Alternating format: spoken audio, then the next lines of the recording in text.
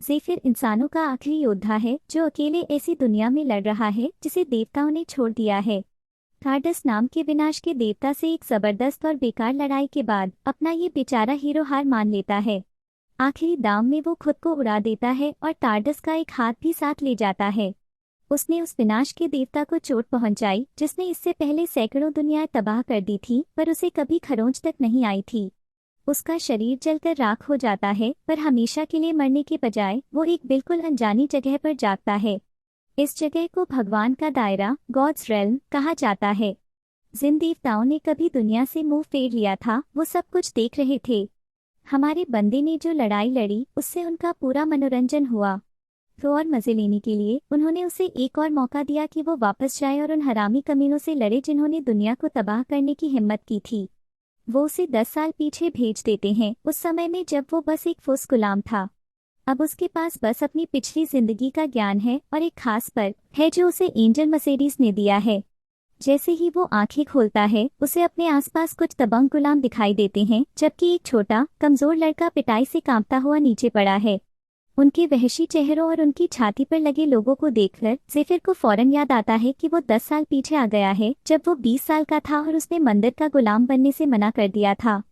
जब वो हमारे बंदे को तंग कर रहे थे तभी उनका सुपरवाइजर उन्हें काम पर वापस जाने के लिए बुलाता है। दबंग लोग चले जाते हैं, पर हमारे बंदे को चेतावनी देना नहीं भूलते कि वो दोबारा ऐसी हरकत न करे। हालांकि ज़ेफिर को इन छोटे मोटे लोगों की कोई परवाह नहीं है। वो पास पड़ी एक कुदाल उठाता है काम में जुटने के लिए, तभी वो उस छोटे लड़के को जमीन पर धीरे से शुक्रिया कहते हुए सुनता है। योद्धा उसे नहीं पहचानता और बस आगे बढ़ जाता है। उसका ध्यान ज्यादा जरूरी बातों पर है, जो कि वो खास पर्क है जो एंजल ने उसे वापस आने के बाद देने का वादा किया था। जैसे ही वो बच्चा काम पर जाता है ज़ेफिर खड़ा होकर अपने पर्क चालू करता है। उसके अंदर ताकत की लहर दौड़ जाती है और उस पल में उसे यकीन ही नहीं होता कि एंजल ने सचमुच उसे इतना धांसू जादू दे दिया है। थोड़ी देर बाद बाकी गुलाम हैरान हो जाते हैं जब वो ज़ेफिर को बहुत तेज रफ्तार से काम करते हुए देखते हैं, जो कुछ ही मिनटों में रद्दी के ढेर भर देता है। उन्हें एहसास होता है कि इस नए बंदे ने अब एक नया स्टैंडर्ड सेट कर दिया है, जिसका मतलब है कि अब वो भी ढीले नहीं पड़ सकते। इस बीच ज़ेफिर अभी भी पहले जो हुआ उससे खुश है। जब उसने अपने पर्क खोले तो उसके दिमाग में अचानक बहुत सारी जानकारी भर गई, जिससे उसे तेज सिरदर्द हुआ। हालांकि दर्द जल्दी ही खुशी में बदल जाता है जब उसे अपने सामने कई दुर्लभ हाई लेवल स्किल्स और सामान दिखाई देते हैं, वो भी बिल्कुल फ्री। वो ख्यालों में खोया हुआ था और उसने माइनिंग टीम के हेड को पास आते हुए नहीं देखा। उसके रुकने को आलस समझकर सुपरवाइजर चिल्लाने लगता है। उसे गुस्सा आता है कि ये बंदा अपने पहले दिन ही ढीला पड़ रहा है। जब उसे कोई जवाब नहीं मिलता तो उसका गुस्सा बढ़ जाता है। वो नए बंदे को सबक सिखाने के लिए अपना चाबुक उठाता है, लेकिन उसे तगड़ा झटका लगता है जब ज़ेफिर हवा में ही उसका चाबुक खाली हाथ से पकड़ लेता है और आराम से उसे वापस कर देता है, जिससे सुपरवाइजर हैरान होकर माफी मांगता है। फिर ज़ेफिर अपना काम करने लगता है और चुपचाप अपने खुद के रिफ्लेक्स और लड़ने की समझ पर हैरान होता है। चाबुक से उसे खरोंच तक नहीं आई। ये उसके पहले पर्क का असर है, एक क्षमता जो मामूली शारीरिक नुकसान को रद्द कर देती है। हालांकि इस स्किल को चालू करने में थोड़ी मेहनत लगती है, पर ये फायदेमंद साबित हो रही है और पूरे दिन जबरदस्त माइनिंग करने के बाद भी वो थका हुआ महसूस नहीं कर रहा है। दिन खत्म होने तक उसे कुल 9 पर्क मिल चुके हैं। हर एक पर्क उसकी पिछली ताकत को वापस पाने की तरफ एक मजबूत कदम है। लेकिन अभी योद्धा को एक काम पूरा करना है। कुछ ही घंटों में दर्जनों बैग भरकर ज़ेफिर सुपरवाइजर को हैरान कर देता है, जो उसकी टीम को पहला स्थान देता है। जब नतीजों का ऐलान होता है तो पहले वाला छोटा लड़का अविश्वास से घूरता है, तभी उसे पता चलता है कि वो ज़ेफिर की टीम का हिस्सा था। ज़ेफिर भी हैरान होकर लड़के को देखता है। उसे एहसास होता है कि उनके रास्ते फिर से जुड़ने वाले हैं। हेड बाकी रैंकिंग का ऐलान करता है और दबंगों की टीम की चुप्पी हवा में लटकी रहती है। वो सबको याद दिलाता है कि आखिरी जगह वाली टीम को कम रोटी मिलेगी और उनका हिस्सा टॉप रैंक वाली टीमों को दे दिया जाएगा। इसके साथ ही वो सभी गुलामों को अपनी प्रकाश देवी आर्या की पूजा करने का आदेश देता है। यह सुनकर हर कोई तुरंत प्रार्थना करना शुरू कर देता है। ज़ेफिर भी ऐसा ही करता है। वो जानता है कि आर्या 3 सुप्रीम देवताओं में से एक है और सबसे ताकतवर पैसा उधार देने वाली है। यहाँ ज्यादातर गुलाम या तो अपना घर खो चुके थे या पहले एडवेंचरर थे जो मंदिर के कर्ज में डूब गए थे। उन सब पर ज़ेफिर समेत जो गुलाम का निशान लगा है वो भागने नहीं देता। अगर कोई बिना इजाज़त भागने की कोशिश करता है तो उनका दिल तुरंत रुक जाएगा। ज़ेफिर का लक्ष्य अब अपना कर्ज चुकाना और जल्द से जल्द एक आज़ाद आदमी के तौर पर निकलना है। सिर्फ दानव लॉर्ड से बदला लेने के लिए ही नहीं, बल्कि एक बेहद प्यारी औरत अल्टर की हिफाजत करने के लिए भी। शाम को गुलाम बाजार वाली जगह पर इकट्ठा होते हैं और आराम करते हैं। ज़ेफिर को फौरन पता चलता है कि यहाँ सब कुछ कितना महंगा है।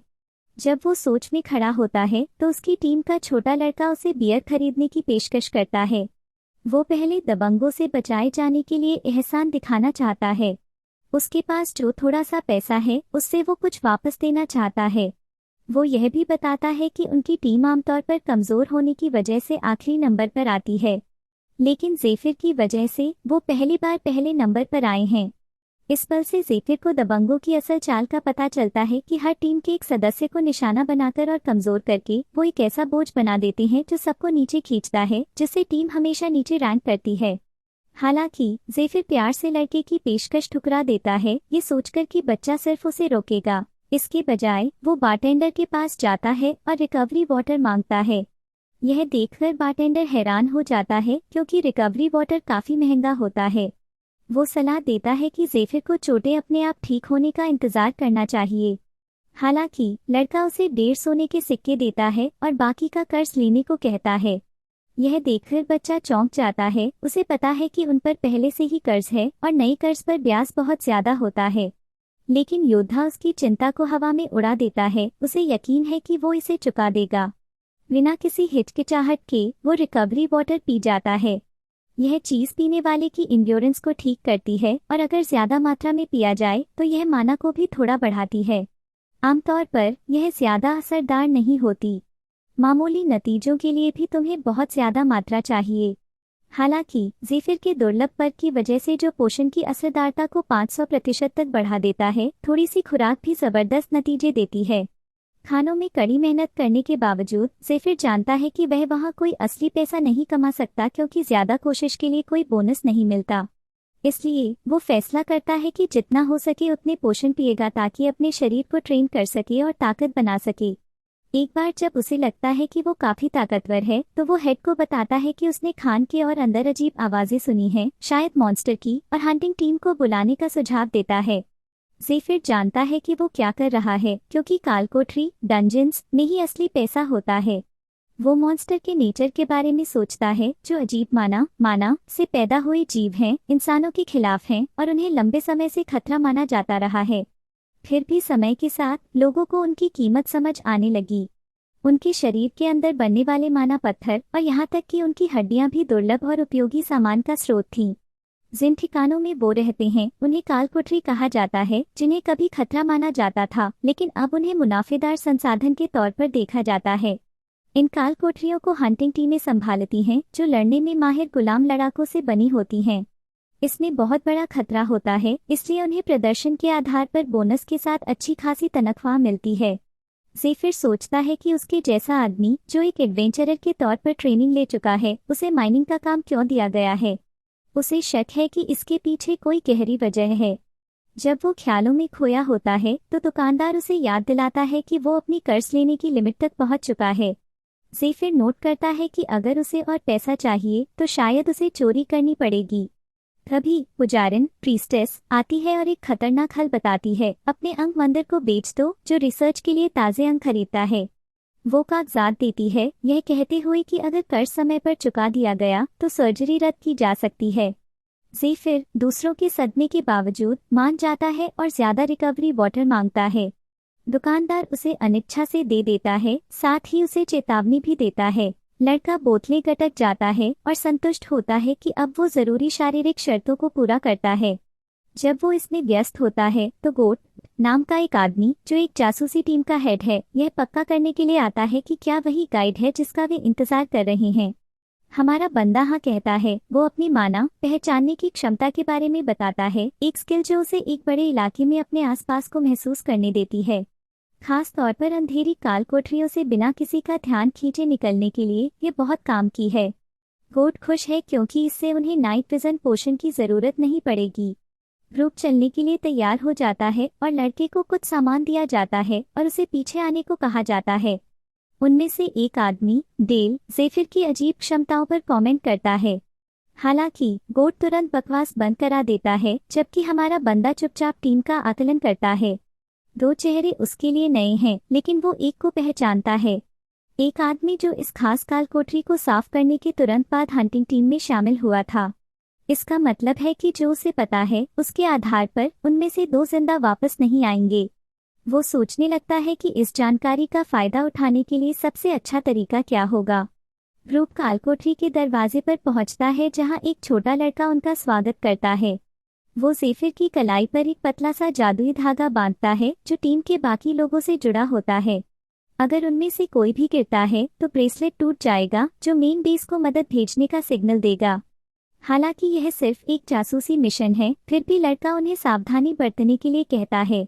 काल कोठरी के अंदर टॉर्च लिए दो मॉन्स्टर घूम रहे होते हैं जो गिरते हुए पत्थरों से विचलित हो जाते हैं। गोट और डेल तुरंत घात लगाकर उन्हें खत्म कर देते हैं।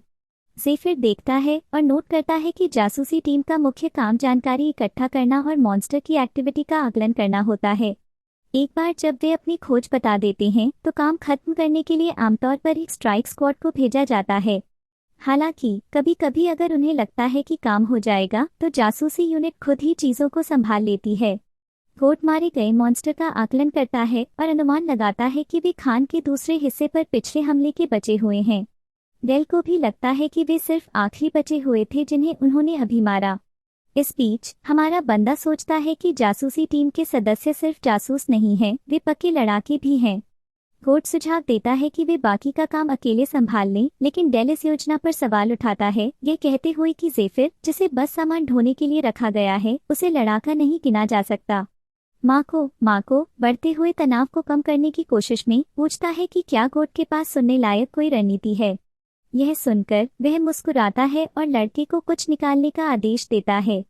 ज़ेफिर अपना बैग खोलता है जिसमें मून बुश के पत्ते और बेरी का एक कलेक्शन होता है। वो समझाता है कि जब इन्हें खास मॉन्स्टर की गंदगी के साथ मिलाया जाता है तो इनसे एक मादा कोबाल्ट के गर्मी में होने जैसी गंध निकलती है। यह गंध दूर से ही आसपास के जीवों को खींच लाती है। यह साल एकदम सही काम करता है। मॉन्स्टर्स में से एक दंत से खिंचा हुआ आंख बंद करके चार्ज करता है और तुरंत मारा जाता है। गोट नतीजों को देखकर योजना की तारीफ करता है, जबकि उसके आदमी उसके नए जीनियस पर मजाक करते हैं। किसी को यह एहसास नहीं होता कि यह आइडिया असल में ज़ेफिर का था। लड़के की पहली जिंदगी में हंटिंग टीम में ट्रांसफर होने के बाद ज़ेफिर ने गोट के साथ उसी यूनिट में काम किया था। गोट उस तरह का आदमी था जिसे शोहरत की बहुत भूख थी, लेकिन उसके लिए कभी कुछ ठीक नहीं हुआ।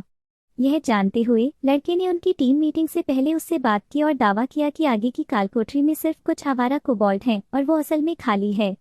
उसने झूठ बोला और कहा कि वो जासूसी टीम का हिस्सा था और उसने खुद यह सब पता लगाया। ज़ेफिर ने एक ऐसी योजना भी पेश की जो सही लगी, जिससे गोट को यकीन हो गया कि वे अकेले कालकोठरी को साफ कर सकते हैं। वो यह इसलिए कह रहा था क्योंकि वो जानता था कि इतनी आसान कालकोठरी को बाकी स्क्वाड के साथ बांटना बेकार होगा।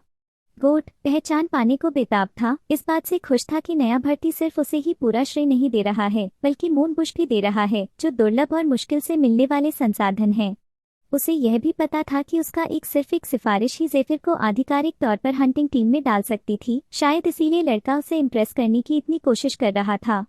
हालांकि गोट आसानी से इम्प्रेस होने वाला नहीं था। ज़ेफिर ने जो क्रेडिट दिया वो इतना टेम्पटिंग था कि उसे नजरअंदाज करना मुश्किल था। वापस वर्तमान में गोट आखिरी बचे हुए कोबाल्ट को खत्म कर देता है, हालांकि वो कमजोर माना पत्थरों से बिल्कुल खुश नहीं है। इस बीच ज़ेफिर आगे के रास्ते की जासूसी करता है और सिग्नल देता है कि रास्ता साफ है। लेकिन जैसे ही डेल चारों तरफ देखता है, उसे बिखरी हुई हड्डियां दिखाई देती हैं जो कोबाल्ट की लगती हैं। फिर भी उनका रखाव अजीब लगता है, जैसे जानबूझकर रखा गया हो। हालांकि जैसे ही वो हड्डियों की जांच करता है, एक बड़े मॉन्स्टर का हाथ गुफा से बाहर निकलता है, उसे पकड़ता है और उसे क्रूर ताकत से दीवार पर दे मारता है। यह देखकर माँ को अपना हथौड़ा तैयार करता है, उसे माना से चार्ज करता है। बाहर से वो शांत दिखाई देता है, लेकिन अंदर ही अंदर वो डर से भरा होता है। उसे पक्का नहीं पता कि उस गुफा के अंदर किस तरह का डरावना जीव छिपा है। वो अपना माना शील्ड चालू करता है और उसकी मजबूती पर इतराता है, लेकिन इससे पहले कि वो अपनी बात खत्म कर पाता, मॉन्स्टर की पूंछ एक पल में बाहर आती है और उसे दूर फेंक देती है। हमले की अचानक और जबरदस्त ताकत से गोट सदमे में आ जाता है, खास तौर पर जब वो पूंछ की झलक देखता है। एक पल में वही पूंछ उसे भी दे मारती है। बाहर छोटा लड़का जो जादुई धागों से टीम पर नजर रख रहा था, महसूस करता है कि उनमें से 3 एक साथ टूट गए। घबराकर उसे एहसास होता है कि गुफा के अंदर कुछ बहुत गलत हुआ है। अंदर गोट अभी भी जिंदा है, हालांकि उसके कंधे पर बुरी तरह चोट लगी है। ज़ेफिर अब उसे बचाने के लिए उसके सामने खड़ा है। उसने मॉन्स्टर के हमले का झटका खुद झेलने के लिए अपने वॉल ऑफ आयरन पर्क का इस्तेमाल किया था, लेकिन वार फिर भी गोट को लग गया, जिससे पता चलता है कि वे जिस जीव का सामना कर रहे हैं उसकी ताकत कितनी डरावनी है। जब ज़ेफिर उनकी स्थिति के बारे में सोच रहा होता है तो मॉन्स्टर परछाई से बाहर निकलता है, अपने डरावने और ऊंचे रूप को दिखाता है, जिसके पंजे में उसकी टीम के साथी लटके हुए हैं। उस पल में सब कुछ साफ हो जाता है। यह कोई आम जानवर नहीं है। यह एक शिकारी है जो दूसरे मॉन्स्टर को पालता है, उन्हें सुरक्षा का वादा देकर लालच देता है और फिर उनके बड़ा होते ही उन्हें खा जाता है। एक और पल बर्बाद किए बिना ज़ेफिर गोट का भाला उधार लेता है। वो पर्क 3 चालू करता है, अपनी हथेली में ऊर्जा की एक गेंद भरता है और खुशी से पूछता है कि वो मॉन्स्टर के किस हिस्से को मारे। सिल्वर की अपॉस्ट्रफी नाम का यह पर्क एक निजी स्टोरेज इन्वेंट्री की तरह काम करता है।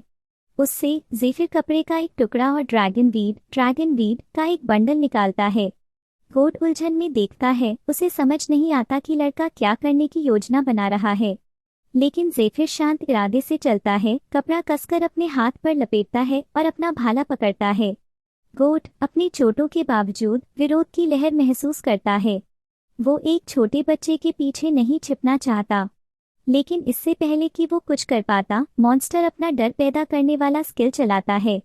एक बहरा कर देने वाली, लकवा मार देने वाली दहाड़ जो उसे तुरंत जमीन पर जड़ देती है। उस पल में एक पुरानी याद उसके दिमाग में कौंधती है जो एक पुराने सैनिक ने उसके शुरुआती दिनों में उसे बताई थी। उस आदमी ने एक पूरे बढ़े हुए मॉन्स्टर से मुठभेड़ की बात की थी जहां पूरा गांव हिल नहीं पाया था। डर इतना ज्यादा था कि वे पलक भी नहीं झपका पा रहे थे। वे बस अपनी बारी का इंतजार कर रहे थे। और वर्तमान में वही चीज फिर से हो रही है। लेकिन इस बार गोट हैरान होकर देखता है कि ज़ेफिर चल रहा है।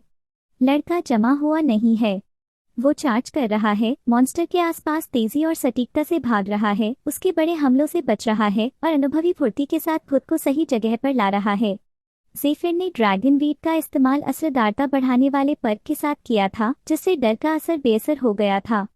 हालांकि उसके पास सिर्फ एक हमला करने वाला पर्क है और इस समय ये कोई ऑप्शन नहीं है, क्योंकि इसमें बहुत ज्यादा माना की जरूरत होती है।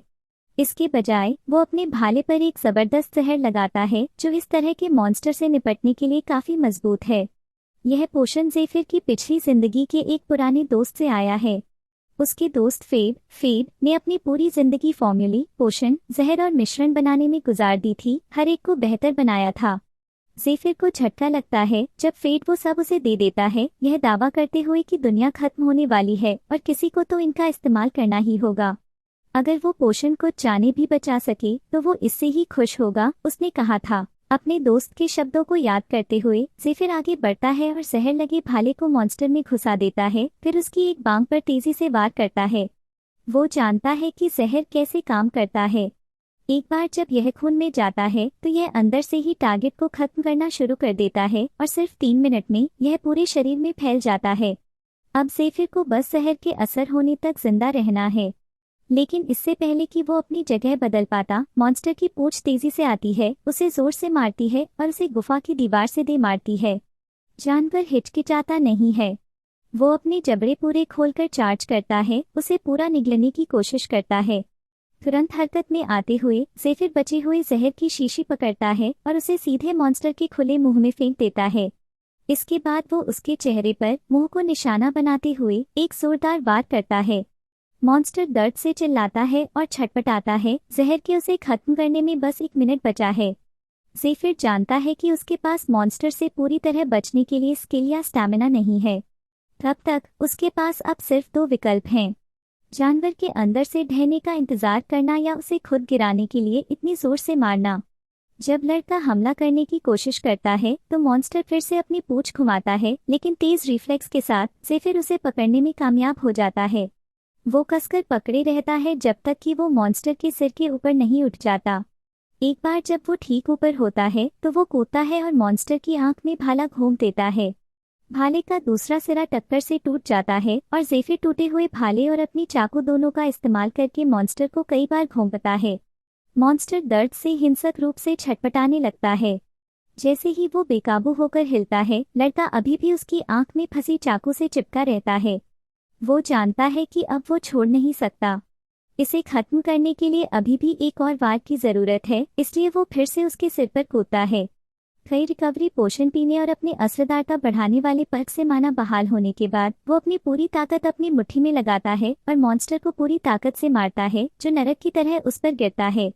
ये सब देखकर गोट को आखिरकार एहसास होता है कि वो गलत था। ऐसी टैलेंट के साथ ये नया बंदा पहचाना जाएगा और टॉप तक पहुंचेगा। हालांकि वो ये भी जानता है कि चूंकि ज़ेफिर सिर्फ एक बच्चा है, उसे कालकोठरी में आने के लिए पहले गोट की मदद की जरूरत थी।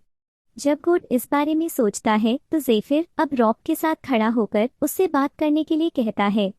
जंगल में कहीं गहरे एक पीले बालों वाला आदमी बुरी तरह जख्मी है और अजीब से लोगों से घिरा हुआ है। वो भी ताबी से गुहार लगाता है, जोर देकर कहता है कि वो दानव लॉर्ड का अनुयायी नहीं है। उनमें से एक आदमी, जिसके माथे पर क्रॉस का निशान है, अपने तगड़े मस्कुलर साथी को इशारा करता है। बिना किसी हिचकिचाहट के तगड़ा आदमी पीले बालों वाले आदमी की खोपड़ी कुचल देता है, उसकी जिंदगी खत्म कर देता है। लेकिन फिर शरीर हिंसक रूप से फड़कने लगता है। कुछ ही पल बाद लाश से एक सेंटीपीड बाहर रेंगता है। माथे पर निशान वाला आदमी तुरंत प्रतिक्रिया करता है, जीव को 2 हिस्सों में काट देता है। ऐसा करते हुए वो दावा करता है कि सेंटीपीड पर दानव लॉर्ड का निशान था, जिससे साबित होता है कि उन्होंने जिसे मारा वो शुरू से ही एक घुसपैठिया था। बाद में वो सेंटीपीड के साथ अपने सुपीरियर मैटियस के पास लौटता है, लेकिन मटियास प्रभावित नहीं होता। वो निशान वाले आदमी को याद दिलाता है कि इस मिशन के दौरान 7 टीम के सदस्य मारे गए थे। वो सवाल करता है कि क्या एक पुष्टि किया गया धोखेबाज इस कीमत के लायक था। निशान वाला आदमी अपनी बात पर अड़ा रहता है। मटियास को याद दिलाता है कि हमला सिर्फ 1 महीने दूर है और अगर मंदिर को अभी जासूसों से साफ नहीं किया गया तो ये एक विनाश में खत्म हो सकता है। मटियास चेतावनी पर विचार करता है और कुछ देर बाद चीजों को सुलझाने के लिए हंटिंग स्क्वाड से बात करने को मान जाता है। फिर भी वो निशान वाले आदमी को चेतावनी देता है कि वो उसे फिर से मूर्ख न बनाए। वापस मानव संसाधन विभाग में गोट ज़ेफिर को हंटिंग स्क्वाड में ट्रांसफर करने की सिफारिश करता है। इंचार्ज पुजारिन अनुरोध को मंजूर कर लेती है, लेकिन यह साफ कर देती है कि अगर नया भर्ती फेल होता है तो ये उन्हीं पर आएगा। गोट लड़के के टैलेंट पर भरोसा रखते हुए खुशी खुशी खतरा मोल ले लेता है। वो जानता है कि अगर लड़का अच्छा प्रदर्शन करता है तो सारा श्रेय उसे ही मिलेगा।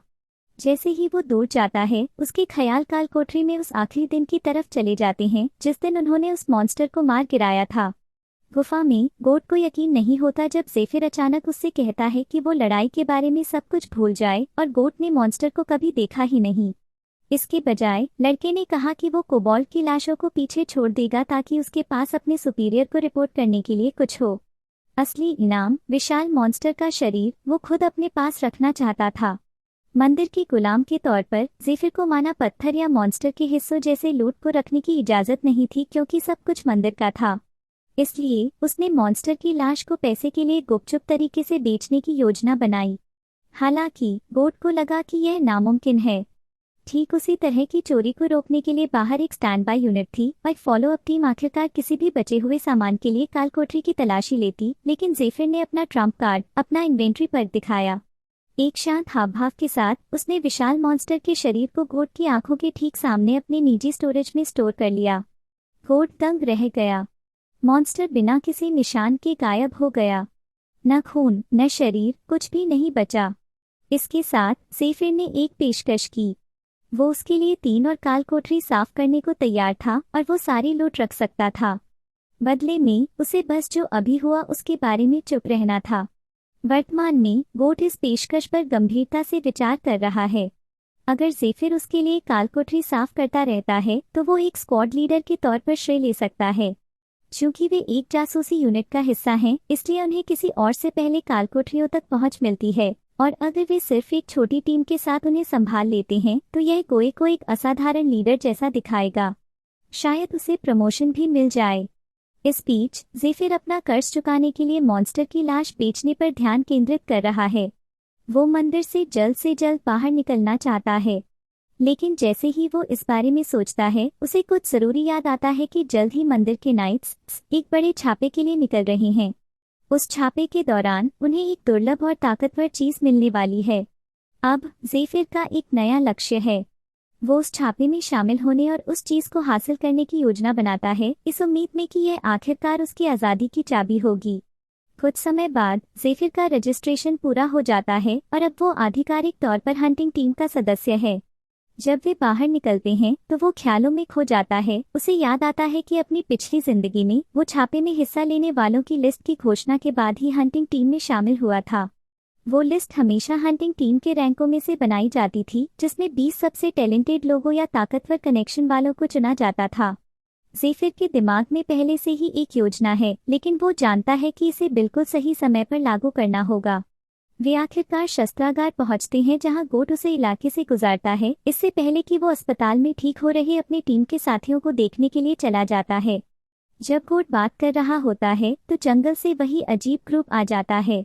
उन्हें देखकर वो अपना सिर झुका लेता है और घबराकर ज़ेफिर को भी ऐसा ही करने का सुझाव देता है। जैसे ही ग्रुप गुजरता है हर कोई चुप्पी में झुकता है।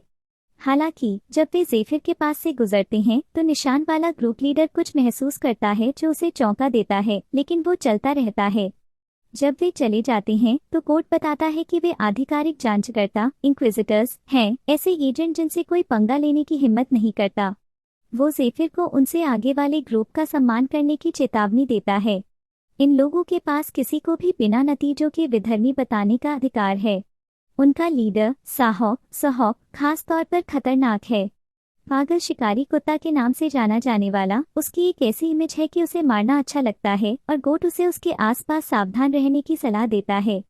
लेकिन जैसे ही वो यह सब समझा रहा होता है, सहॉक अचानक दिखाई देता है और उन्हें आवाज देता है।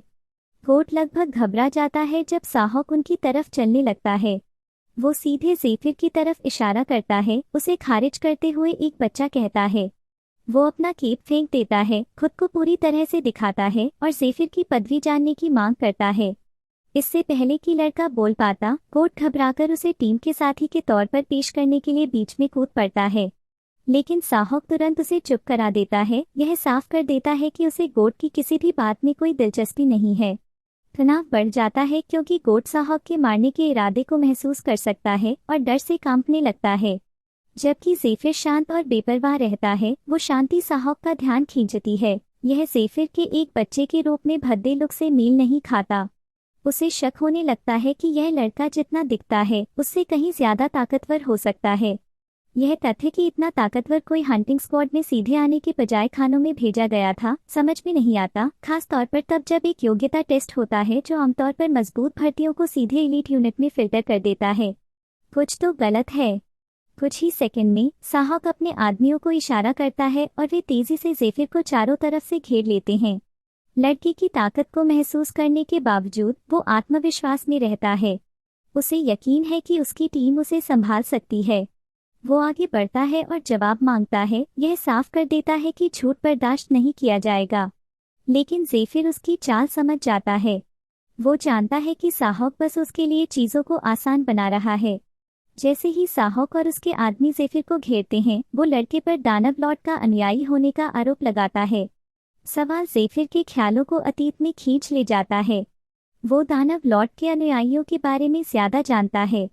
कैसे उन्होंने महान युद्ध के दौरान मानवता को धोखा दिया और उसके पतन का कारण बने। लेकिन वर्तमान समय में ज्यादातर निचले रैंक वाले उन्हें सिर्फ एक खतरनाक पंथ के रूप में जानते हैं जो रूढ़िवादी धर्म का विरोध करता है। जब लड़का ख्यालों में खोया होता है तो सहॉक बताता है कि उसके पास एक खास सेंस है, एक क्षमता जो दानव लॉर्ड के अनुयायियों की उपस्थिति का पता लगा सकती है। और अभी उसकी सहज वृत्ति चिल्ला रही है कि ज़ेफिर एक खतरा है। एक अंधेरे गंभीर भाव के साथ वो आधिकारिक तौर पर अपनी पूछताछ शुरू करता है, खुद को जांचकर्ताओं का एजेंट घोषित करता है। माहौल भारी हो जाता है, लेकिन ज़ेफिर पलक नहीं झपकाता। इसके बजाय वो शांत होकर सुझाव देता है कि उन्हें बातचीत जारी रखने के लिए कहीं ज्यादा निजी जगह पर चलना चाहिए। यह अनुरोध साहॉक को हैरान कर देता है। फिर वो लड़का शांत आत्मविश्वास के साथ कहता है कि बहुत लोग देख रहे हैं और जब वो उसे धोएगा तो माहौल थोड़ा अजीब हो जाएगा। साहॉक गुस्से से भरा होता है लेकिन अपनी शांति बनाए रखने में कामयाब रहता है। वो यकीन करने से मना कर देता है कि ज़ेफिर जैसा कोई उसे हरा सकता है। एक तेज इशारे के साथ वो और उसकी टीम एक ताकतवर स्किल चालू करते हैं। ज़ेफिर के चारों ओर एक बड़ा त्रिकोणीय पोर्टल बनता है जो उसे बीच में फंसा लेता है।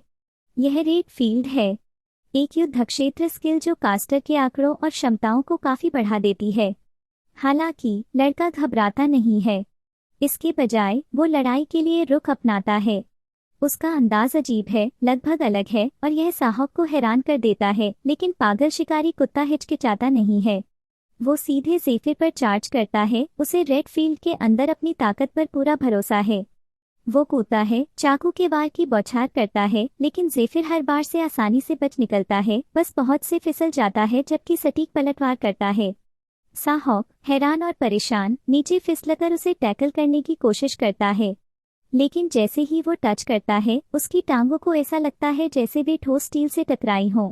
पहली बार साहॉक को एहसास होता है कि उसने अपने विरोधी को कम आंका है। ज़ेफिर ताकतवर हमलों की अचानक बौछार करता है, हर एक वार सटीक पड़ता है। साहॉक जमीन पर गिर जाता है, बेहोश या शायद इससे भी बुरा। लेकिन इससे पहले कि लड़का सांस ले पाता, एक कीलदार गदा उसकी तरफ उड़ती हुई आती है। वो बस समय पर उसे रोकने में कामयाब रहता है, हालांकि टक्कर उसे पीछे की तरफ धकेल देती है।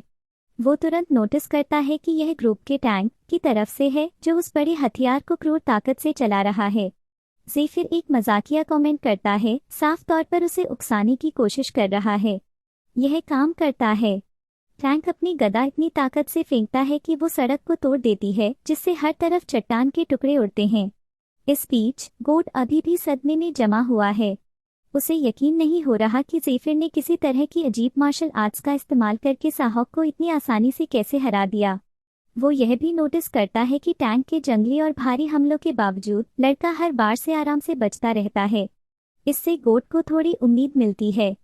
अगर ज़ेफिर साहॉक के पूरे ग्रुप को बेइज्जत करता है तो शायद गोड पर भी कोई गिरफ्तारी वारंट या सजा नहीं होगी। आखिरकार वो लड़के का कथित लीडर है, लेकिन वो उम्मीद जल्दी ही हिल जाती है जब पास खड़ा कोई बताता है कि ज़ेफिर अभी बच रहा है, पर 5 मिनट हो चुके हैं। लड़ाई जितनी देर चलती है, रेड फील्ड के अंदर साहॉक का स्क्वाड उतना ही ताकतवर होता जाता है और सच में ज़ेफिर बदलाव महसूस करना शुरू कर देता है। टैंक के चेन वाले वार भारी और तेज होते जा रहे हैं और उसे तालमेल रखने में दिक्कत होने लगती है। अचानक साहॉक फिर से दिखाई देता है, एक सरप्राइज अटैक से ज़ेफिर की पीठ पर वार करता है। वो एक जबरदस्त किलिंग ऑरा बिखेर रहा है। अब साफ तौर पर उसका काम अभी खत्म नहीं हुआ है। ठंडे गुस्से के साथ वो हाई स्पीड हमले में लग जाता है। ज़ेफिर के चारों तरफ रोशनी के धुंधलेपन की तरह भागता है और हर दिशा से उस पर वार करता है। एक पल के लिए ऐसा लगता है कि साहॉक का पलड़ा भारी है। वो एक आखिरी तबाह कर देने वाले वार से इसे खत्म करने की तैयारी करता है, लेकिन जैसे ही वो करीब आता है ज़ेफिर उसे मुश्किल से पकड़ लेता है और ज़बरदस्त ताकत से उसका सिर जमीन पर दे मारता है। इससे पहले कि साहॉक ठीक हो पाता, लड़का अपनी घुटनी से उसे फिर से मारता है, उसे केवल ताकत से दबा देता है। पिटा हुआ और लहूलुहान साहॉक सदमे में पड़ा रहता है। उसके बढ़े हुए आंकड़ों और बेहतर क्षमताओं के बावजूद भी उसे एहसास होता है कि लड़के के सामने यह सब कोई फर्क नहीं पड़ा। इस बीच लड़का उसे ताना मारता है, शांत होकर कहता है कि अगर वो सचमुच अपनी तेजी दिखाना चाहता था तो उसे पहले टैंक को उसे थकाने देना चाहिए था। यह कमेंट दिल पर लगती है। गुस्से में गंजा टैंक ज़ेफिर को रोकने के लिए जंजीरों पर अपनी पकड़ मजबूत करता है, उसे ताकत से दबाने की कोशिश करता है, लेकिन ज़ेफिर पीछे नहीं हटता। इसके बजाय वो जंजीरों को खींचता है और टैंक का मजाक उड़ाता है। यह सुझाव देता है कि वो आमने सामने लड़ने से बहुत डरा हुआ है। जैसे ही वो यह कहता है, वो अपनी बाहों में माना भरता है और एक basic enhancement spell power boost चालू करता है। ताकत की उस लहर के साथ वो जंजीरों को इतनी ताकत से खींचता है कि वे टैंक के हाथों से छीन जाती हैं। गति टैंक को पास की एक दीवार से टकरा देती है, जिससे आसपास हर कोई हैरानी में चुप रह जाता है। इस बीच जमीन पर साहब उसकी तरफ रेंगना शुरू कर देता है। हताश और उलझन में पूछता है कि वो असल में कौन है, लेकिन लड़का बस मुस्कुराता है और चला जाता है, आराम से उसे याद दिलाता है कि पूछताछ उसका काम है। किसी की नजर में न आते हुए एक लाल बालों वाला आदमी पास की खिड़की से यह सब होते हुए देखता है। वो साफ तौर पर ज़ेफिर की ताकत से प्रभावित है और चुपचाप सोचता है कि क्या इस लड़के को उनके मास्टर ने भेजा है। इस बीच देखने वालों को यकीन नहीं होता कि उन्होंने अभी क्या देखा है। साहब, ताकतवर लीडर, एक सिर्फ नौसिखिए से हार गया है। जैसे ही ज़ेफिर दूर जाता है, हारा हुआ आदमी सिर्फ गुस्से में उस पर चिल्ला सकता है, अपनी हार स्वीकार करने में असमर्थ। दूसरी ओर लड़का राहत महसूस करता है। उसकी योजना का पहला हिस्सा पूरा हो गया है, लेकिन अब उसे इंतजार करना होगा कि किसी खास को इसके बारे में पता चले। हालांकि जैसे ही वो चलता रहता है, एक अजीब सनसनी उसे घेर लेती है। उसका शरीर कांपने लगता है और उसे तुरंत एहसास होता है कि क्या हो रहा है। यह माना फ्रीज है, एक अस्थायी शटडाउन। जब किसी यूजर का माना खत्म हो जाता है तो उसने लड़ाई में इस्तेमाल किया गया पावर बूस्ट स्किल उसे पूरी तरह से निचोड़ देता है, जिससे वो कमजोर हो जाता है। उसे अब समझ आता है कि उसका शरीर अभी इतना मजबूत नहीं है और उसे सुधार करना होगा। जमीन पर गिरा हुआ ज़ेफिर ऊपर देखता है, लेकिन उसके ऊपर का आसमान किसी और दुनिया में बदल जाता है और एक बड़ी आकृति सामने आ जाती है। आकृति खुद को स्पिरिट शिलॉक, कर्स के देवता का एजेंट बताती है। यह बताता है कि उसरा, कर्स के देवता ने उसे ज़ेफिर द्वारा इस्तेमाल किए गए वॉल ऑफ आयरन स्किल के लिए कर्स इकट्ठा करने भेजा है। लड़का तुरंत स्किल का नाम पहचान जाता है। वो जानता है कि जहां वॉल ऑफ आयरन ने उसे लड़ाई में बहुत फायदे दिए, वहीं इसके गंभीर साइड इफेक्ट भी हैं। जब यूजर का माना खत्म हो जाता है तो स्पेल के दौरान लिया गया सारा नुकसान एक ही बार में झेलना पड़ता है। कई जो इसका इस्तेमाल कर चुके हैं इस क्रूर नुकसान की वजह से मर गए। कर्स के देवता का स्पेल एक दुधारी तलवार की तरह है जो इंसान की निराशा से शक्ति लेता है। जैसे ही ज़ेफिर संघर्ष करता है, कर्स का देवता लगभग पीड़ादायक आनंद के साथ उसे देखता है, उसके दुख का स्वाद लेता है। इस बीच शिलॉक ज़ेफिर द्वारा जमा किए गए कुल नुकसान की गणना करना शुरू कर देता है, संचय वार देने की तैयारी करता है। ज़ेफिर पूरी तरह से थका हुआ सिर्फ लाचार होकर इंतजार कर सकता है, क्योंकि हमले की उल्टी गिनती टिक टिक कर रही है। हिलने की अपनी पूरी कोशिशों के बावजूद उसका शरीर जवाब देने से मना कर देता है। आखिरी कोशिश में लड़का अपने हाथों से लपेटे हुए कपड़े फाड़ देता है, जिससे एक छिपा हुआ रिकवरी पोशन दिखाई देता है। उल्टी गिनती खत्म होने के करीब वो बस समय पर माना पोशन पीने में कामयाब रहता है। माना की लहर उसके माना को एक पॉइंट से बढ़ा देती है, इससे पहले कि वह उतर पाता कर्स इकट्ठा करने वाले हमले को रोक देती है। एक पल में शिलॉक गायब हो जाता है और खतरा टल जाता है। हमारा बंदा राहत की सांस लेता है, लेकिन वो जानता है कि यह सिर्फ एक अस्थायी बचाव था। उसे अभी भी बहुत कुछ तैयार करना है। ज़ेफिर 1 सेकंड के 1000वें हिस्से से बच जाता है, आसमान को देखकर मुस्कुराता है जैसे कि कर्स के देवता उसरा का मजाक उड़ा रहा हो कि उसने उसे कम आंका। आखिरकार लड़का एक सर्वाइवल एक्सपर्ट है, ऐसा आदमी जो अपनी पिछली जिंदगी में मानवता के पतन के बाद भी जिंदा रहने में कामयाब रहा। वो वॉल ऑफ आयरन को हराने का राज जानता है, जो कि आसान है, अपने माना को शून्य तक गिरने से रोको। जब तक उसके पास माना का एक तिनका भी है, स्पेल उसे छू नहीं सकता। उसे याद है कि उसकी पिछली जिंदगी में वॉल ऑफ आयरन एक बैंगनी टियर स्किल थी जिसकी कीमत 500 गोल्ड थी, जो अभी वो अफोर्ड नहीं कर सकता। फिर भी देवताओं ने अपने मनोरंजन के लिए उसे स्पेल वैसे भी दे दिया, और उन्हें शुक्रिया कहने के लिए वो बीच की उंगली दिखाता है, जिससे देवता और भी ज्यादा गुस्सा हो जाते हैं। बाद में ज़ेफिर हैरान होकर जागता है, एक बिस्तर से बंधा हुआ है और पुजारिन शांति से उसके बगल में खड़ी है। 2 तगड़े आदमी भी मौजूद हैं जो यातना के औजार ला रहे हैं। घबराकर वो चारों तरफ देखता है, क्योंकि पुजारिन एक परेशान करने वाली शांत आवाज में स्थिति समझाती है। वो उनकी वर्कशॉप में है, क्योंकि उसने दुकान से जो कर्ज लिया था उसका भुगतान 1 घंटा पहले खत्म हो गया। उसका भाग जल्दी ही सख्त हो जाता है। वो एक बड़ी चाकू पकड़ती है और कहती है कि उसने संपार्श्विक का उपयोग करके कई कर्ज लिए, सभी ब्याज भुगतान छोड़ दिए और कभी भी उनमें से किसी को चुकाने की योजना नहीं बनाई। वो चाकू को उसके चेहरे से कुछ इंच की दूरी पर रखती है और जवाब मांगती है। ज़ेफिर को एहसास होता है कि स्थिति जानलेवा गंभीर है। अगर वो माना का इस्तेमाल करने की कोशिश करता है तो कर्ज वसूलने वाला शिलॉक तुरंत वापस आ जाएगा, इसलिए उसके पास सिर्फ बात करके इससे बाहर निकलने के अलावा कोई चारा नहीं है। वो गुहार लगाना शुरू कर देता है, कहता है कि वो अगले हफ्ते सब कुछ चुका देगा, लेकिन पुजारिन टस से मस नहीं होती। वो ऐलान करती है कि वे यकीनन उसकी तनख्वाह लेंगे, लेकिन उसे अभी भी दुकान का कर्ज ब्याज के साथ चुकाना होगा, कुछ ऐसा जो वो साफ तौर पर अफोर्ड नहीं कर सकता। फिर वो आदेश देती है और बड़े आदमियों में से एक ज़ेफिर की बांग पकड़ लेता है। वो ऐलान करती है कि वे अभी के लिए उसकी एक उंगली काट देंगे ताकि एक सबक मिले। यातना देने वाला चाकू उठाता है और उसके हाथ की तरफ घुमाता है, लेकिन ज़ेफिर घबरा जाता है और आखिरी सेकंड में कुछ चिल्लाता है। वो जो भी कहता है उससे वो आदमियों को रुकने का आदेश देती है। उसका भाव गुस्से से अविश्वास में बदल जाता है, हैरान है कि ज़ेफिर को ऐसी कोई बात कैसे पता हो सकती है। वे दोनों आदमी सदमे में खड़े रहते हैं क्योंकि औरत गुस्से में उन पर चिल्लाती है, दोनों को तुरंत निकलने का आदेश देती है। वे बिना एक शब्द कहे आज्ञा मानते हैं। जैसे ही वे बाहर निकलते हैं, वो लड़के को धमकाती है, मांग करती है कि उसे वह नाम कैसे पता है, लेकिन वो और दबाव डालता है, उसे राक्षस तोड़ने वाली व्हाइट रोज कहता है। वो पहले से ही उसका राज जानता है कि पुजारिन गुपचुप तरीके से व्हाइट रोज नाम से जानी जाती है, एक ब्रोकर जो राक्षस की लाशों और चोरी के माल में आपराधिक अंडरवर्ल्ड से जुड़ी हुई है। ज़ेफिर समझता है कि अगर वो काल कोठरियों की खोज करना चाहता है तो वो निचले स्तर की चीजों पर भरोसा नहीं कर सकता, इसलिए वो क्यों न उसका इस्तेमाल करे।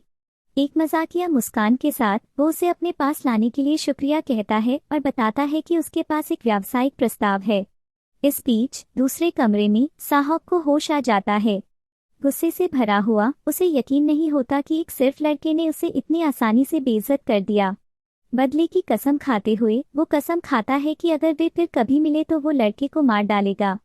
जैसे ही वो हंगामा करता है, लाल बालों वाला आदमी शोर को नोटिस करता है और उसे आवाज देता है।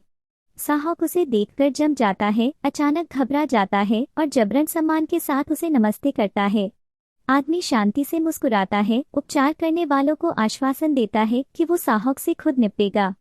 जैसे ही वे दूर जाते हैं, वो आराम से उसकी हाल की लड़ाई का जिक्र करता है।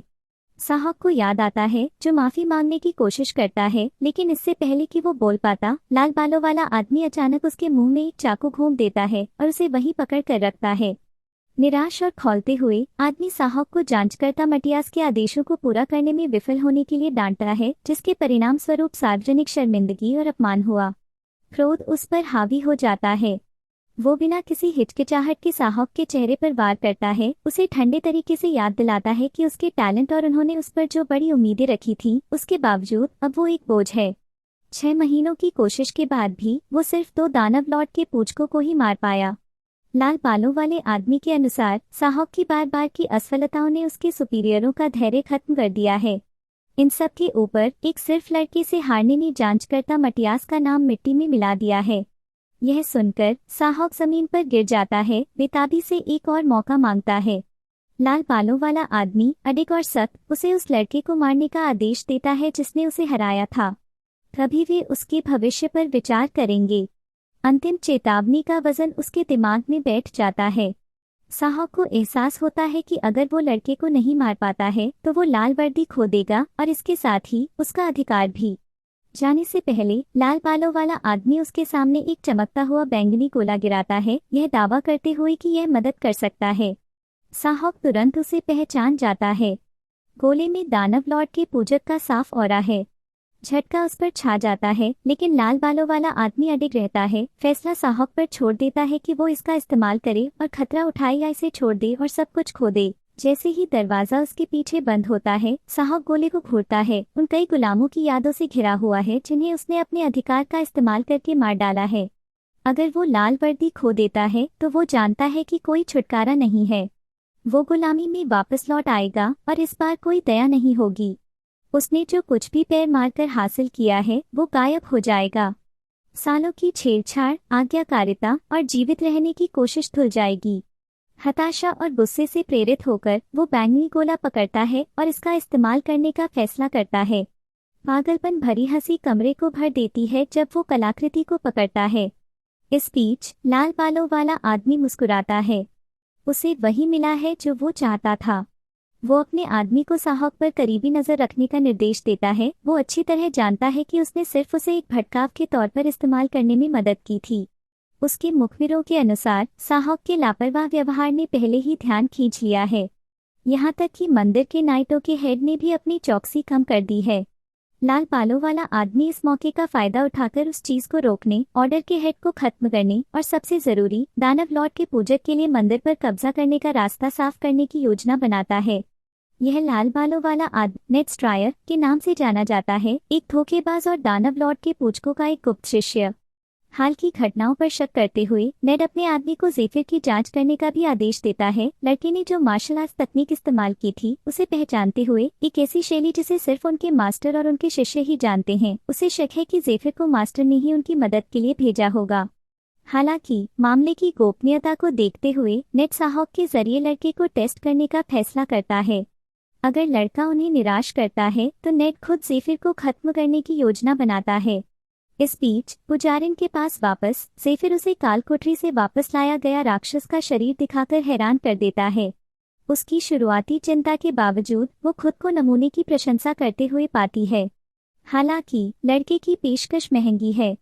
वो जो चीजें मांगता है उनकी कीमत 5000 गोल्ड है, जो उसके द्वारा पेश किए गए शिकारी क्लास के 3 लाशों की कीमत के बराबर है। ज़ेफिर आत्मविश्वास से उसे आश्वासन देता है कि उसे 3 हफ्तों के अंदर वो तीनों मिल जाएंगी। फिर रुककर वो कहता है कि उसे एक और एहसान चाहिए। अपनी रिकवरी के बाद ज़ेफिर अपनी टीम के साथियों के साथ एक सामान्य बैठक में शामिल होता है। इस सभा के दौरान ग्रुप लीडर गोट हर किसी को उनके रोल की पुष्टि करने के लिए फिर से पेश करता है। पहला है माको टैंक, फिर डेल तलवारबाज और आखिर में वो ज़ेफिर को पेश करता है। हालांकि हवा में तनाव लटका हुआ है। गोट तुरंत दूसरों में असुविधा नोटिस करता है, खास तौर पर ज़ेफिर की उपस्थिति में। वो यह भी देखता है कि कोई भी अपना खाना नहीं छू रहा है, जो उनके मूड को समझा सकता है। अजीबपन को भांपकर ज़ेफिर लग्जरी वाइन की एक बोतल निकालकर माहौल हल्का करता है, तुरंत सबका ध्यान खींचता है। वो बताता है कि उसने इसे व्हाइट रोज से हासिल किया, फिर उनमें से हर एक के लिए एक ड्रिंक डालता है। यह इशारा उसे ग्रुप की मंजूरी दिलाता है, उसके बारे में उनकी धारणा को नरम करता है। उस पल से लड़का जानता है कि वे राक्षस की लाशों की तस्करी में उसकी मदद करने के लिए ज्यादा तैयार होंगे, क्योंकि उनके मतभेदों के बावजूद वे इस सब में साथ हैं। ज़ेफिर पहले से ही अपनी पिछली जिंदगी से गोट को जानता है, लेकिन बाकी 2 तब तक जीवित नहीं बचे थे। उनकी उपस्थिति उसे असहज करती है, क्योंकि उसे यकीन नहीं है कि वे सहयोग करेंगे या अगर उसे बाद में उन्हें खत्म करने की जरूरत पड़ेगी। वो यह भी समझता है कि लोग उन्हें पसंद करते हैं, जो उन्हें वो देते हैं जो वे चाहते हैं, और जो महत्व चाहते हैं उनके लिए कुंजी उन्हें बढ़ाना है। लेकिन ज़ेफिर जानता है कि वो किसी ऐसे व्यक्ति के साथ आगे नहीं बढ़ सकता जो उसे नापसंद करता है, और इस मामले में वो व्यक्ति डेल है।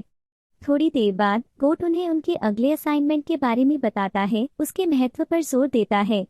इसे पूरा करने से लेवल प्रमोशन मिल सकता है। वो ग्रुप से नए सदस्य के प्रति सम्मानजनक रहने का आग्रह करता है, उन्हें याद दिलाता है कि उनके लक्ष्यों को हासिल करने का एकमात्र तरीका एकता है। हालांकि हर कोई उसकी भावना साझा नहीं करता। डेल खास तौर पर परेशान हो जाता है, इस बात से नाराज है कि गोट ने उनसे सलाह किए बिना फैसले लिए। वो यहाँ तक सवाल करता है कि क्या गोट ने जो देखा ज़ेफिर का शिकारी को हराना असली था या सिर्फ एक भ्रम। वे बहस करना शुरू कर देते हैं, लेकिन माको जो बड़ा है बीच में आता है और उन्हें रोक देता है। वो सुझाव देता है कि वे अभी के लिए सहमत हो जाएं, उन्हें याद दिलाता है कि इनाम 3 तरीकों से बांटा जाएगा। समझौते के बावजूद डेल का दिल अभी भी ज़ेफिर को स्वीकार करने से मना कर देता है। उसे शक है कि लड़का उनके लिए मुसीबत लाएगा, और अगर वो उन्हें धोखा देने की कोशिश कर रहा है तो सच्चाई काल कोठरी के अंदर जल्द ही सामने आ जाएगी। उनकी योजना सेट होने के साथ ग्रुप एडेरिन की तरफ बढ़ता है, एक ऐसा शहर जो एक पहाड़ के किनारे तराशा गया है। इसे देखकर टीम साफ तौर पर प्रभावित होती है, उन्होंने पहले कभी ऐसी जगह नहीं देखी थी। गोट बताता है कि अंदर की गुफाएं और भी ज्यादा रोमांचक हैं, जिनमें रहने के क्वार्टर से लेकर पूरे बेडरूम तक सब कुछ है। अतीत में मंदिर के कर्मचारी और घायल एडवेंचरर वहां रुका करते थे, हालांकि वो दिन अब चले गए हैं। अब यह जगह एक सड़ते हुए राक्षस के ठिकाने जैसी लगती है। जैसे ही वे अंदर कदम रखते हैं, सुरंगें मोटी मकड़ी के जालों से ढकी हुई हैं।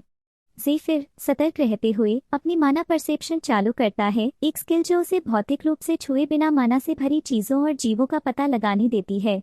इस क्षमता का उपयोग करके वो ग्रुप को जालों से सावधानी से मार्गदर्शन करता है, इलाके को सटीकता से नेविगेट करता है। कुछ कोशिश के बाद वे आखिरकार बाहर निकल आते हैं। एक बार साफ होने पर जेफिर बताता है कि उसने अंदर एक स्टील स्पाइडर को महसूस किया। वो तुरंत उससे निपटने के लिए एक रणनीति बनाना शुरू कर देता है। उसकी योजना के अनुसार वे घोंसले में चुपके से घुसेंगे, बेबी स्पाइडर पर एक लकवा मार देने वाला पोषण इस्तेमाल करेंगे और माता पिता के वापस आने और हत्याकांड को देखने का इंतजार करेंगे, उसे एक असुरक्षित स्थिति में भड़काएंगे। जैसे ही जेफिर रणनीति समझाता है, डेल अपनी चिंता व्यक्त करता है।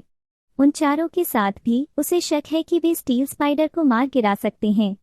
जीव का बाहरी कवच स्टील की तरह सख्त होता है, जिससे ज्यादातर तलवार के हमले पूरी तरह से बेअसर हो जाते हैं। स्टील स्पाइडर भी तेजी से प्रजनन करते हैं, जिससे वे कुछ ही समय में एक सेना बना सकते हैं, जो उनके खुद के घोंसले में उनका सामना करना कहीं ज्यादा खतरनाक बना देता है। डेल खतरे से निपटने के लिए मंदिर से मदद लेने का सुझाव देता है, लेकिन उसे झटका लगता है जब जेफिर आराम से उसे आराम करने के लिए कहता है, यह दावा करते हुए कि वो अकेले घोंसले को साफ कर सकता है। आत्मविश्वास का यह स्तर सिर्फ डेल के शक को मजबूत करता है। लड़का एक शिकारी को हराने, साहब को अपमानित करने का दावा करता है और अब कहता है कि वो अकेले एक स्टील स्पाइडर को मार सकता है। इनमें से कुछ भी उसे समझ नहीं आता। अचानक डेल को एक एहसास होता है, अगर जेफिर झूठ बोल रहा है तो यह कालकोठरी बिल्कुल भी खतरनाक नहीं हो सकती है। अगर ऐसा है तो उसके साथ अंदर जाना उसे झूठ में पकड़ने का सही मौका हो सकता है। जैसे ही ग्रुप कालकोठरी में गहरा नेविगेट करता है, डेल गलती से जाले के तारों में से एक पर अपना हाथ रगड़ता है और फंस जाता है।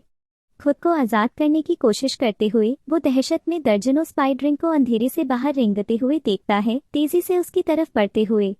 जेफिर तुरंत प्रतिक्रिया करता है। बिना किसी हिचकिचाहट के वो डेल को जालों से दूर झुलाता है और स्पाइडरिंग के हमले को रोकने के लिए अपनी बांग का उपयोग करके खुद को उसके और झुंड के बीच खड़ा कर देता है। स्पाइडरिंग जेफिर की बांग को काटना शुरू कर देते हैं, लेकिन उनके दांत उसकी त्वचा को भेदने में विफल रहते हैं। परेशान जेफिर उनका मजाक उड़ाता है और उन्हें जमीन पर दे मारता है, अपनी ताकत और शांति से डेल को झटका देता है। एक पल बर्बाद किए बिना वो दूसरों को गठन में बुलाता है, उन्हें आने वाले झुंड का सामना करने के लिए तैयार करता है। उसने पहले ही हर किसी को अपने हथियारों को अपने केपों से लपेटने का निर्देश दिया है, यह जानते हुए कि साधारण ब्लेड मकड़ी के चिपचिपे जालों को नहीं काट पाएंगे। उनकी राहत के लिए योजना काम करती है। हालांकि जाले उनके हथियारों से चिपके रहते हैं, फिर भी वे उन्हें आसानी से घुमा सकते हैं। डेल और गोट राक्षसों से लड़ते हैं, उन्हें एक ही जगह पर इकट्ठा करने की कोशिश करते हैं। उनकी रणनीति साफ है कि एक बार जब स्पाइडरिंग एक साथ समूहबद्ध हो जाएंगे तो जेफिर उन्हें एक ही बार में खत्म कर देगा। सब कुछ योजना के अनुसार होता है। एक ही ताकतवर झटके के साथ लड़का पूरे झुंड को खत्म कर देता है। जैसे ही धूल थमती है, ग्रुप तीव्र लड़ाई से थका हुआ खड़ा रहता है। डेल को अपनी बांग पर एक गहरा कट लगता है और वो जख्मी और अपमानित दोनों महसूस करता है। उसे अनमने ढंग से जेफिर की तरफ मदद के लिए मुड़ना पड़ा था। उसे आश्चर्य होता है जब जेफिर बिना किसी हिचकिचाहट के उसे एक रिकवरी पोशन देता है। यह देखकर डेल को एहसास होता है कि लड़के को शुरू से ही सब कुछ पता रहा होगा, यहाँ तक कि वह पल भी जब वो जाले में फंस गया था। यह सब उसकी माना परसेप्शन स्पेल की वजह से। शर्मिंदा होकर डेल चुपचाप खुद को डांटता है। हालांकि जेफिर बस उसे आश्वासन देता है और उसी गलती को दोबारा न दोहराने की सलाह देता है। इस बीच वो चुपचाप बढ़ती हुई सराहना के साथ डेल को देखता है। अपनी पिछली जिंदगी में उसे अकुशल लड़ाकों को ट्रेन करना पड़ा था, लेकिन डेल आश्चर्यजनक एकाग्रता और अनुशासन दिखाता है। जेफिर उसके प्रति अपने लंबे समय से चल रहे शक से वाकिफ है, लेकिन वो यह भी जानता है कि एक बार जब वे कालकोठरी को साफ कर देंगे तो उसके संदेह अपने आप हल हो जाएंगे। ग्रुप जल्द ही मकड़ी के घोंसले में प्रवेश करता है, जहां वे लकवा मार देने वाले पोषण का इस्तेमाल करते हैं। उन्हें आश्चर्य होता है जब यह ठीक वैसा ही काम करता है जैसा जेफिर ने भविष्यवाणी की थी, जिससे लड़ाई काफी आसान हो जाती है। उन्हें उसकी सलाह भी याद है कि मकड़ी के पेट को निशाना बनाएं, क्योंकि वे उनके स्टील से ढके पीठों की तुलना में नरम होते हैं। जब डेल लड़ाई के बीच में इसका परीक्षण करता है और उसकी प्रभावशीलता की पुष्टि करता है तो वो जेफिर के ज्ञान की सटीकता पर एक बार फिर हैरान होता है। जैसे ही डेल राक्षसों में चाकू घोंपता है और काटता है, बाकी लोग काम खत्म करने में मदद करने के लिए उसके चारों ओर इकट्ठा हो जाते हैं। वे एक मकड़ी को मार गिराने का जश्न मनाते हैं, सिर्फ यह देखकर हैरान हो जाते हैं कि जेफिर ने पहले ही सैकड़ों को अकेले ही हरा दिया है। लाशों के ढेर से नीचे उतरते हुए लड़का आराम से उन्हें थोड़ी देर आराम करने का सुझाव देता है। अभी भी सांस लेते हुए माँ को यह सोचे बिना नहीं रह पाता कि ज़ेफिर कहाँ से आया और किसने उसे ट्रेन किया होगा। उस पल में ज़ेफिर का दिमाग एक रहस्यमय आदमी की याद में भटक जाता है जिसने कभी उसे एक दूर की गुफा में ट्रेन किया था। लेकिन जैसे ही वह छवि फिर से उभरती है उसका भाव गंभीर हो जाता है। वो जल्दी से विचार को दूर करता है और बातचीत को बदल देता है, यह बताते हुए कि सिर्फ बॉस रूम ही बचा है। ग्रुप अंतिम लड़ाई की संभावना पर उत्साहित हो जाता है। जैसे ही वे आदेशों का इंतजार करते हैं, ज़ेफिर आराम से एक मकड़ी की लाश की ओर चलता है और उसके तेज पैरों को नोच लेता है। फिर बिना किसी झिझक के वो दूसरों को जाने के लिए कहता है, जोर देकर कहता है कि वो बाकी का काम अकेले संभालेगा। ग्रुप इस अचानक आदेश पर अविश्वास में घूरता है। ग्रुप में गोट दूसरों की तरह महत्वाकांक्षी नहीं है, खास तौर पर डेल की तरह नहीं। वो सिर्फ जिंदा रहना चाहता है, भले ही इसका मतलब हमेशा सुरक्षित रास्ता चुनना और सत्ता में बैठे लोगों की आज्ञा मानना हो। यही कारण है कि वो इतने लंबे समय तक जिंदा रहने में कामयाब रहा है। जब ज़ेफिर उसे जाने के लिए कहता है तो गोट बिना किसी हिचकिचाहट के सहमत हो जाता है, यह मानते हुए कि यह सबसे अच्छा है। वो सोचता है कि वे सिर्फ ज़ेफिर को धीमा करेंगे। हालांकि माँ को रुकने पर जोर देता है, तर्क देता है कि सिर्फ आखिरी खिंचाव ही बचा है। यह गोट को परेशान करता है और जब डेल भी माँ से सहमत होता है तो उसकी घबराहट और बढ़ जाती है, यह तर्क देते हुए कि ज्यादा लोग का मतलब राक्षस को हराने के बेहतर मौके हैं। गोट घबराहट में पसीना बहाना शुरू कर देता है, उम्मीद करता है कि ज़ेफिर उन्हें जाने का आदेश देगा। लेकिन उसे झटका लगता है जब वो उन्हें नहीं भेजता। इसके बजाय वो उन्हें नई भूमिकाएं सौंपता है। एक संक्षिप्त चर्चा के बाद ज़ेफिर अकेले कालकोठरी के दिल में कदम बढ़ाता है, खुद को एक चार्ट के आत्मविश्वास के साथ ले जाता है। वो जल्द ही खुद को रानी मकड़ी के अंडे देने वाले कक्षों के सामने खड़ा पाता है। उसके चारों ओर उसके मकड़ी संरक्षक छिपे हुए हैं, हर एक मोटी जाले से भरी परतों के पास तैनात है। जैसे ही ज़ेफिर आगे बढ़ता है, हर मकड़ी उसकी उपस्थिति को महसूस करती है, लेकिन वो शांत रहता है। वो जानता है कि वे चार्ज नहीं करेंगे जब तक कि वो उनकी निर्धारित परतों को पार करने की कोशिश नहीं करता, जहां हर एक को अपने खुद के इलाके की रक्षा करने का काम सौंपा गया है। एक सोचे समझे कदम के साथ ज़ेफिर सादे आटे के बैग बुलाता है और उन्हें जालों की ओर फेंकता है। टक्कर पर बैग फट जाते हैं, हवा में बारीक कण भर जाते हैं और मकड़ी की दृष्टि को धुंधला कर देते हैं। भटकाव काम करता है। अफरा तफरी में ज़ेफिर अपनी क्रॉसबो उठाता है और रानी पर सीधे एक बोल्ट दागता है। शॉट एक चिंगारी के साथ गिरता है, उसे चोट पहुंचाने के लिए काफी नहीं है, लेकिन एक श्रृंखला प्रतिक्रिया को भड़काने के लिए बस काफी है। हवा में मौजूद आटे के कण हिंसक रूप से जल उठते हैं, जिससे एक बड़ा धूल विस्फोट होता है जो पूरे कक्ष को हिला देता है। ज़ेफिर मुड़ता है और भागता है, यह जानते हुए कि अकेले विस्फोट मकड़ियों को खत्म करने के लिए काफी नहीं है। जैसे ही वो भागता है, कुछ संरक्षक पीछा करते हैं। एक भी कदम चूके बिना वो अपने पीछे जहर से सने तीर दागता है, एक मकड़ी को मारता है और उसे गिरा देता है। लेकिन एक और संरक्षक उसके पीछे चार्ज करता है, ज़ेफिर के एक कोने से मुड़ने पर तेजी से पीछा करता है। मकड़ी को आश्चर्य होता है जब उसका रास्ता अचानक जाले की एक मोटी दीवार से अवरुद्ध हो जाता है। पहले लड़के ने अपनी टीम को निर्धारित स्थानों पर जाल बनाने के लिए मकड़ी के जाले की बोरियों का उपयोग करने का निर्देश दिया था। जब गोट ने सवाल किया कि क्या ये जाले वास्तव में मकड़ियों को रोक सकते हैं, तो लड़के ने समझाया कि उनके शरीर द्वारा उत्पादित एक खास तरल के बिना वे अपने खुद के जालों में फंस जाते हैं। बोरियां सौंपने के बाद उसने ग्रुप को बताया कि उन्हें इस तरह से मकड़ियों से लड़ना होगा क्योंकि वे बस बहुत ज्यादा थीं। वर्तमान में वापस पहले के विस्फोट ने मकड़ी के सुरक्षात्मक तरल को वाष्पित कर दिया है और पीछा करने वाली मकड़ी जाले में फंस जाती है। एक पल बर्बाद किए बिना लड़का मकड़ी के पंजों की जोड़ी निकालता है और फंसे हुए जीव को काट डालता है, उसे तुरंत मार डालता है। हालांकि सिर्फ एक संरक्षक मकड़ी बची है, रानी अचानक एक चीखती हुई आवाज के साथ गहराइयों से बाहर आती है। वो ज़ेफिर के पीछे दौड़ती है जो गुफा के निकास की ओर भागता है, जबकि बाकी टीम बाहर गठन में इंतजार कर रही होती है। जैसे ही लड़का निकास पर पहुंचता है, रानी उस पर अत्यधिक जहरीले एसिड की एक धारा लॉन्च करती है। अपनी पिछली जिंदगी में उसने सीखा था कि इस जहर की एक बूंद भी घातक होती है क्योंकि यह संपर्क पर मांस को पिघला देती है। इसे याद करते हुए वो गुफा प्रवेश द्वार से कूदता है, मौत के तरल से बाल बाल बचता है। लेकिन रानी रुकती नहीं है। वो गुस्से में गुफा से फूट पड़ती है, अपने जहर को परिदृश्य में फैलाती है। उसे बाहर आते हुए देखकर टीम के अन्य सदस्य जल्दी से स्थिति में आ जाते हैं।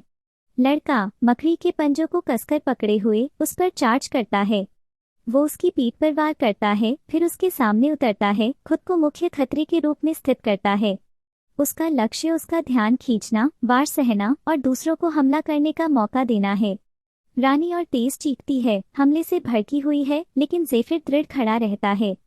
वो जानता है कि वो अकेला है जो इस राक्षस का सामना सीधे तौर पर कर सकता है। जबकि वो उसे व्यस्त रखता है, बाकी लोग पहले से ही दूरी से हमला करने के लिए तैयार हैं, जितना हो सके उतना नुकसान पहुंचाने के लिए तैयार हैं। टीम दृढ़ खड़ी रहती है, सिर्फ कोट को छोड़कर, जो उनके सामने खड़े ऊंचे जानवर को देखकर डर से कांपता है। बाकी ग्रुप भी पसीना बहा रहा है, पूरी तरह से प्रतिबद्ध होने या पीछे हटने के बीच फंसा हुआ है। डेल खास तौर पर घबराया हुआ महसूस करता है, उसका दिमाग उन सभी अपमान और मजाक को दोहराता है जो शिकारी टीम ने उन पर किया था। उनके साथ गंदगी जैसा व्यवहार किया गया, उन्हें सिर्फ निचले स्तर की जानकारी इकट्ठा करने वाले के रूप में खारिज कर दिया गया। जब भी उन्हें मौका मिलता था, शिकारी उन्हें छोटा दिखाते थे। लेकिन डेल बस कर चुका है। वे यहाँ तक आए हैं और वो अब पीछे हटने को तैयार नहीं है। वो पूरी ताकत लगाने का फैसला करता है। माँ को भी वही दृढ़ संकल्प साझा करता है। अतीत में उन्होंने कभी इस तरह के राक्षस का सामना करने की हिम्मत नहीं की होगी, लेकिन ज़ेफिर के उनके पक्ष में होने से सब कुछ बदल गया है। हर बार जब उन्होंने उस पर भरोसा किया है तो चीज़ें अच्छी रही हैं। वह भरोसा माको को भी पूरी तरह से प्रतिबद्ध होने के लिए प्रेरित करता है। हालांकि गोट निराश हो जाता है। वे उसकी बात नहीं सुन रहे हैं और यह उसे गहराई से परेशान करता है। लेकिन डेल और माको दोनों लड़ने के लिए तैयार हैं, उसके पास कोई विकल्प नहीं बचा है। अनमने ढंग से वो हमले में शामिल हो जाता है।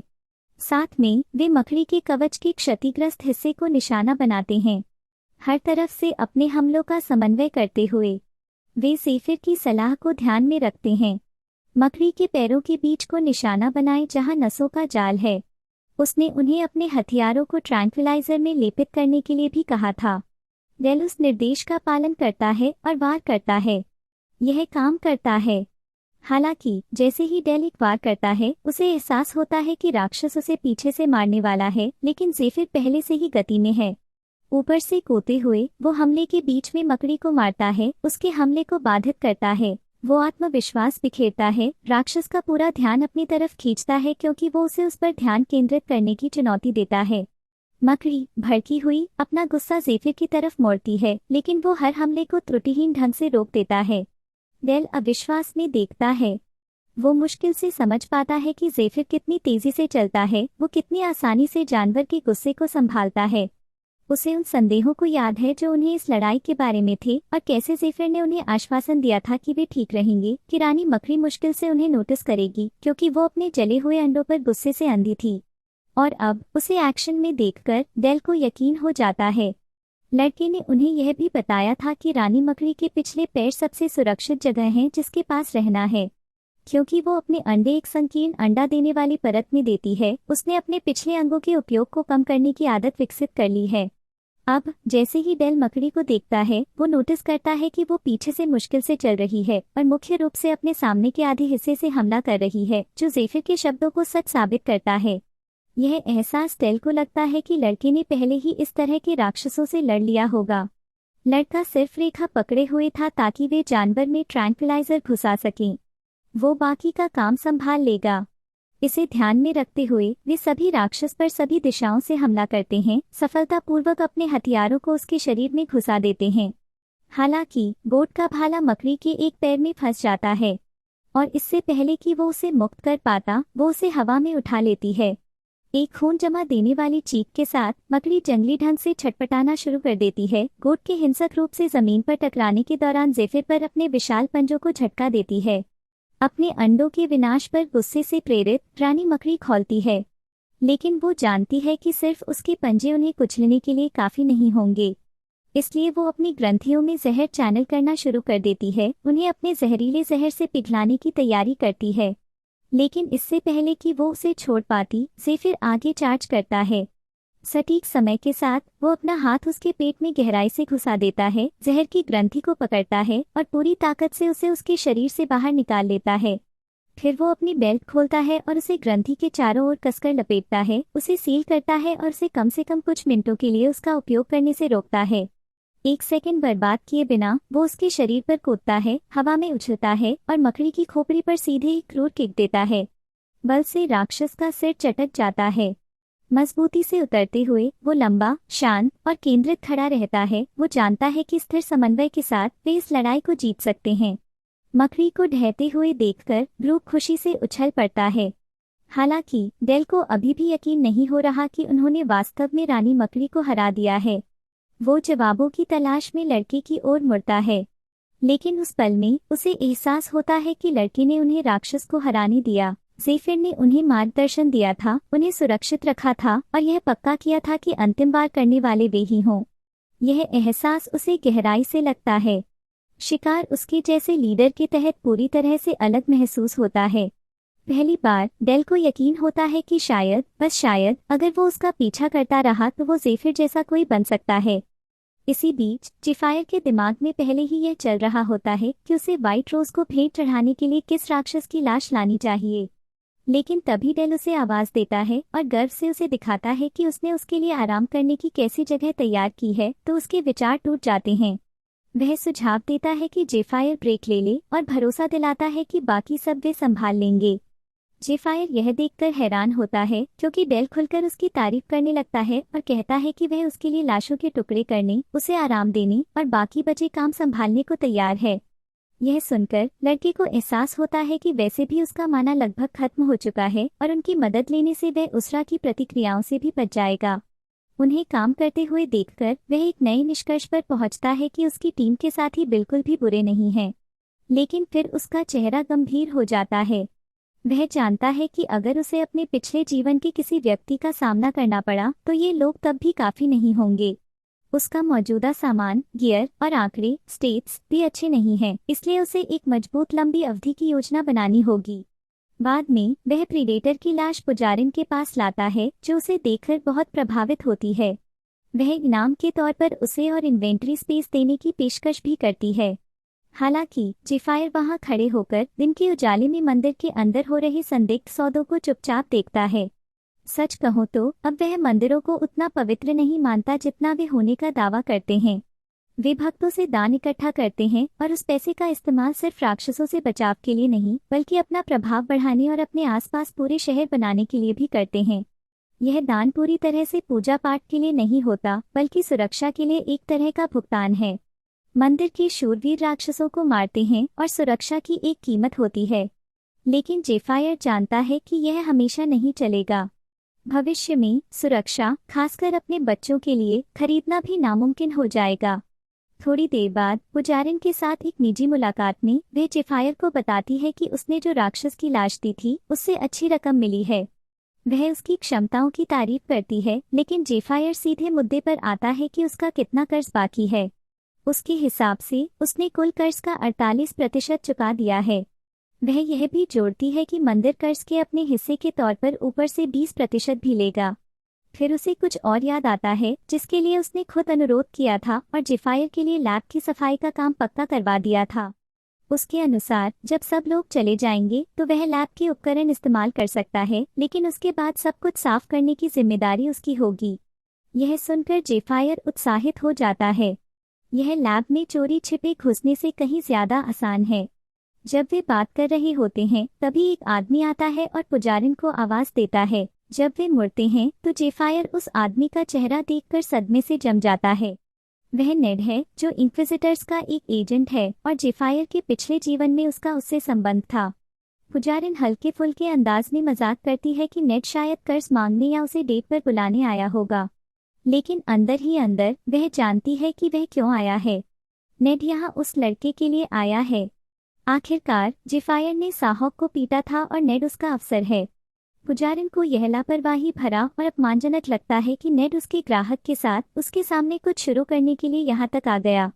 स्थिति को शांत करने की कोशिश में पुजारिन नेड को विनम्रता से दूर भेजने की कोशिश करती है, लेकिन यह देखकर वह चौंक जाती है कि वह सीधे जेफायर का नाम लेता है और उन दोनों को चाय के लिए साथ चलने को कहता है। अपने चेहरे पर एक सनकी भाव के साथ वह पूछता है कि क्या जेफायर साहब को जानता है। हालांकि हमारा लड़का साफ मना कर देता है कि वह इस नाम के किसी व्यक्ति को नहीं जानता। जैसे ही वे एक दूसरे को घूरते हैं, माहौल तनावपूर्ण हो जाता है। उन दोनों से जबरदस्त माना निकलता है जिससे हवा में दबाव भर जाता है। पुजारिन कांपने लगती है क्योंकि माना इतना घना है कि वह उसकी त्वचा में चुभ रहा है। उस पल में उसे एहसास होता है कि जेफायर एक मंदिर के गुलाम जितना या शायद उससे भी ज्यादा मजबूत हो सकता है। नेड, जो लड़के से बस कुछ ही कदम की दूरी पर खड़ा है, वह भी यह महसूस करता है। अपनी उंगलियों में माना प्रवाहित करके वह लड़ने की तैयारी करता है। वह यह देखने के लिए उत्सुक है कि यह छोटा लड़का असल में क्या कर सकता है।